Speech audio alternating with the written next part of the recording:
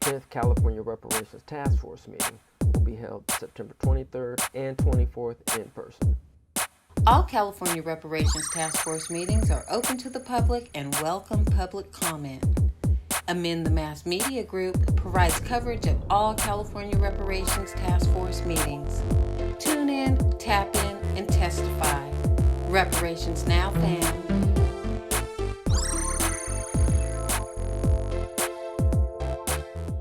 The way it currently stands, forced labor, slavery takes precedence over rehabilitation and public safety.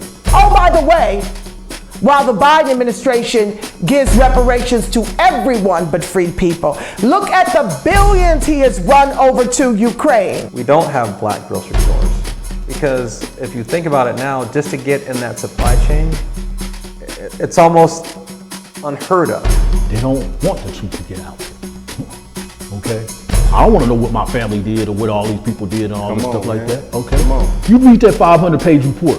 There's this thing called white superiority and black inferiority. That mindset allows all of the behaviors that we've seen across generations, allows for the construction of these policies and practices and systems and structures that continue to oppress us. This is not a handout. This is a debt that is owed. You know, Allensworth was like the internet of his time in 1904, 1905. The total black population in California is about 2.6 million, and then of that, the descendants compose about 2.2 million of that. So California, with a multi-billion-dollar surplus, can absolutely afford to satisfy the international terms for reparations, beginning with compensation. Any financial obstacle that exists that impedes the success of increasing financial prosperity needs to be dealt with and eliminated. No matter where we've been, no matter what part of this fight we've been in, we've been harmed, and we've had harm done to us specifically. When I got to Los Angeles, this was some of the worst segregation I'd ever seen. And remember, I'm telling you, I'm from Mississippi. Because as you can see, I'm giving you broken history right now, you know? But I had to give it to you guys today. I said, no, I got to show them this because it's so precious and nobody really knows about it. Black people don't have that kind of luxury. Our historically black communities have been redistricted multiple times. Now listen, if you can't handle the TR roof, don't tune in.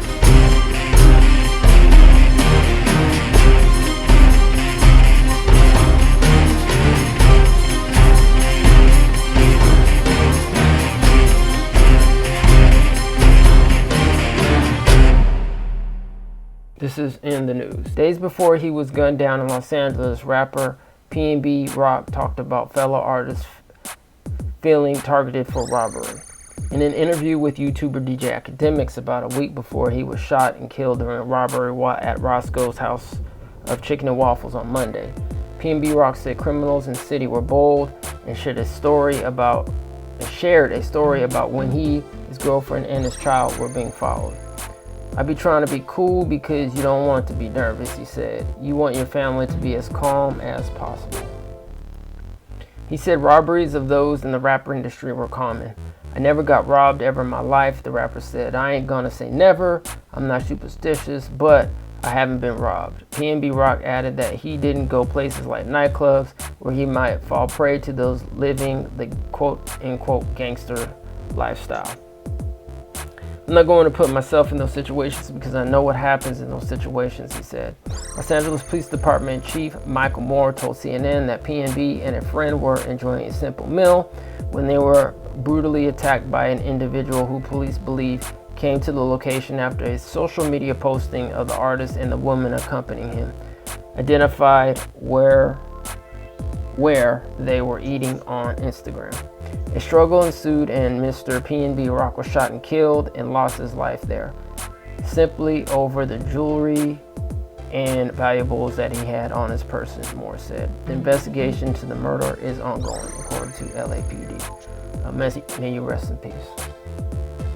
Ashe. U.S. to send another $600 million in military aid to Ukraine. The Biden administration announced Thursday it will send another $600 million in military aid to Ukraine as the U.S. rushes more weapons to fuel Kyiv's counteroffensive that has reclaimed large stretches of the embattled country and forced Russian troops to retreat. The White House said it was the 21st time that the Defense Department has pulled weapons and other equipment off the shelves to deliver to Ukraine. The package will include more of the same types of ammunition and equipment that have helped Ukraine forces beat back the Russian forces in portions of the east and the south. Feds spend $105 million to reverse harm caused by putting a freeway through a black neighborhood. A predominantly black residential neighborhood was displaced by Detroit's mile-long I-37-5 freeway during its construction in the late 1950s and early 1960s, and federal officials are now planning to spend nearly $105 million to reverse the damage. According to the Detroit Free Press, the U.S. Department of Transportation is implementing a larger community reconnection program to try and undo some of the harm caused when areas with a significant black population were destroyed to build freeways. As part of this program, Interstate 375 will become a lower speed boulevard. Transportation Secretary Pete Buttigieg said that while it's true most of the harm can't be undone, that's no excuse not to take action. There is an original generation of people who are displaced or cut off that may never fully be made whole, said Buttigieg. According to the Free Press, but to me, that's all the more reason to get to work quickly. The Washington Post reported that the I-37-5 freeway forced the eviction of more than 100,000 area residents. Today, there are almost no traces of the Black Bottom neighborhood or the neighboring Paradise Valley Entertainment District, which once housed jazz clubs and hundreds of other black-owned businesses. Migrants sent by DeSantis to Marthas Vineyard say they were told they were going to Boston and could quickly find work there. Migrants sent to Marthas Vineyard, Massachusetts by Governor Ron DeSantis of Florida to troll liberals said they thought they were going to Boston, NPR reported. DeSantis issued statements via spokespeople saying that the burden of caring for migrants should fall on Democratic ideas that favor softer border policies. The Republican governor of Texas and Arizona have also transported migrants to northern cities like New York and Washington, D.C., while Democrats have accused them of using the migrants as political pawns. Texas sends 2 buses of migrants to vice president's residence in Washington. Texas governor says the state intentionally sent 2 buses of migrants to Vice President Kamala Harris's residence in the nation's capital, resulting in a Thursday morning arrival that surprised volunteers who said they weren't prepared to receive them at the site. The drop-off temporarily left dozens of migrants, some of them carrying belongings in trash bags, standing on sidewalks and grass Thursday morning outside the gated U.S. Naval Observatory in Washington while volunteers scrambled to make arrangements for them. Texas Governor Greg Abbott, one of at least 3 Republican governors who've taken credit for busing or flying migrants north this year to protest the Biden administration immigration policies, said Thursday his state sent the buses to Harris's residence. VP Harris claims our border is secure and denies the crisis, Abbott tweeted. We're sending migrants to her backyard to call on the Biden administration to do its job and secure the border. Thursday's passengers included families and young men. Around 70% to 80% of the migrants are from Venezuela, according to volunteers. The migrants numbered more than 100, and their nations of origin also included Colombia, Cuba, Guyana, Nicaragua, and Panama, Abbott's office said. Members of Congress have access to information that ordinary Americans don't. They meet with chief executives, read classified intelligence reports, and help set the rules by which the economy works. That level of knowledge can give them an advantage if they or their families want to invest in the stock market, and many of them do. Nearly 1 in 5 members of Congress from both parties have in recent years bought stocks that intersected with their congressional committee work, a Times investigation found. And that's probably an underestimate because lawmakers' work extends beyond their committee duties. My colleague Kate Kelly, who reported on the story, told me. Among the conflicts uncovered, the wife of Representative Alan Lowenthal, a California Democrat, sold Boeing shares a day before a House committee that he sits on released a report exposing the company's mishandling of its 737 MAX jet, which had been involved in 2 deadly crashes. Representative John Rose, a Republican of Tennessee, sold $100,000 to $250,000 in Wells Fargo stock a few months before a committee he is on released a report that was critical of the bank. In many of these cases, little or no evidence directly links congressional work to a purchase or a sale. Most lawmakers questioned about potential conflicts of interest say that they followed the law or that a relative or broker with no knowledge of their congressional work made a purchase or sale. But that demonstrates the problem. Lawmakers can profit from their inside knowledge while remaining within the bounds of the law, but creating at minimum the appearance of a conflict of interest. Children and women are becoming more vulnerable as tens of thousands of people suffer from infections and waterborne diseases in flood-hit Pakistan, and the death toll from the inundation surpassed 1,500, according to government data and UNICEF on Friday. As floodwaters begin to recede, which officials say may take 2 to 6 months, the regions have become infested with diseases including malaria, dengue fever, diarrhea, and skin problems. The Southern Sindh provincial government said in a report on Friday. Stagnant water is giving rise to the waterborne diseases, Prime Minister Shehbaz Sharif said in an address to the Shanghai Cooperation Organization (SCO) summit in Samarkand, Uzbekistan. Millions of people are living under open sky. Women and children, mostly malnourished and in poor health in rural regions, are particularly vulnerable.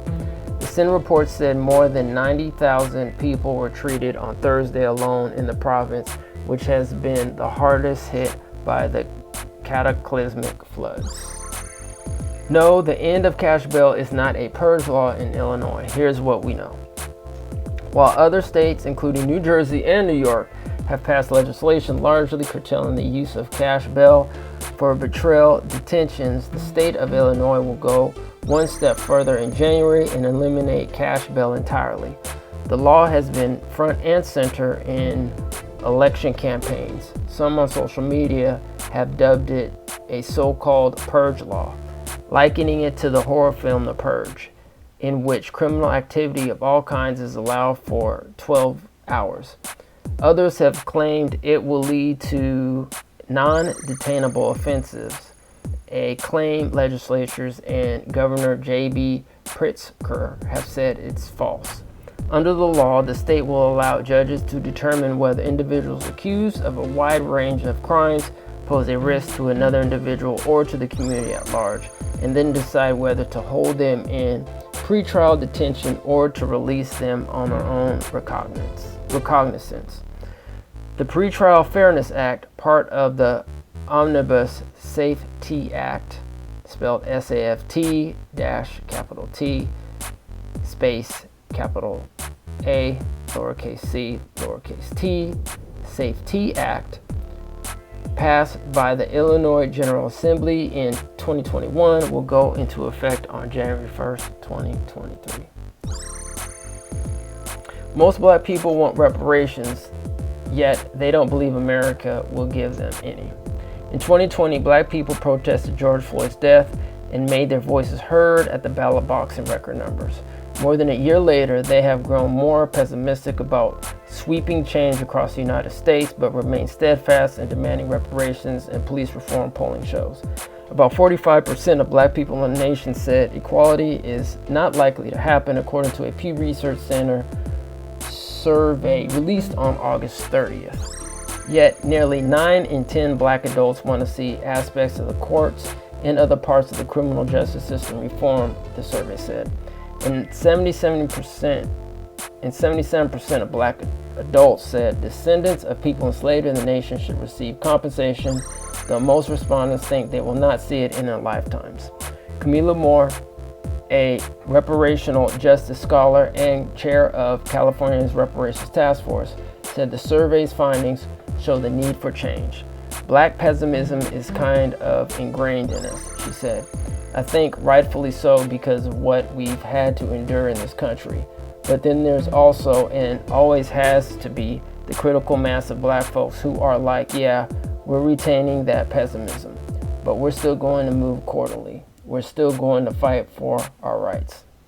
The wide-reaching survey conducted in October 2021 serves as a snapshot of black attitudes on race, even as many rallying cries for voting rights and rethinking the criminal justice system have not come to fruition since Floyd's death. Black people were divided over how to advocate for change. About 1 in 6 black adults said black voting is either extremely or very effective toward getting equality for black people, the survey said. Black voters over the age of 65 and older were more likely to say voting is highly effective, which is at 77%, compared with black adults between 18 and 29, which is at 48%. Nearly 1 in 4 black people said ownership of every business in African American neighborhood moves the needle toward racial equality, the survey said. Battle fatigue, quote, is how Chris Lawson described black sentiment portrayed in the survey. Hodgson, which probably should have spelled it with the L, it's spelled Hodgson, which should be spelled Lodgson. Lodgson, a lead organizer for Coalition for a Just and Equitable California, a group fighting for reparational justice, said black people protested the deaths of Breonna Taylor and Floyd and intimately felt structural inequities. We went through a lot and nothing changed. Nothing changed for us, he said, adding that some black people are tired of fighting the illusion. But when it comes to how reparations could be distributed, Larson said he wants black people to think about the way wealth is gained. Wealth comes first, then you get all that other stuff, he opened. Of black adults who support reparations, about 80% said it should come in the form of scholarships, while 77% said it should come in the form of financial assistance for starting or improving a business. About 75% said funds should go to financial assistance for buying or remodeling a home, the survey said, and 69% said cash payments would be a beneficial form of reparations. When asked who should pay for the benefits, respondents overwhelmingly said the federal government. Well, as we all know, the vitriol is real and the anti-blackness is real. So let's see some of the comments that did respond to this USA Today article. Why should people who have never owned slaves be forced to pay people who have never been slaves? Question mark. If you want reparations, get a job. They can get them from the Democratic Party. They were the ones that enslaved them, but nobody alive was a slave, so they get 0. No reparations, move on. Why would you want people that had nothing to do with slavery to give you a check? Question mark. You weren't even a slave.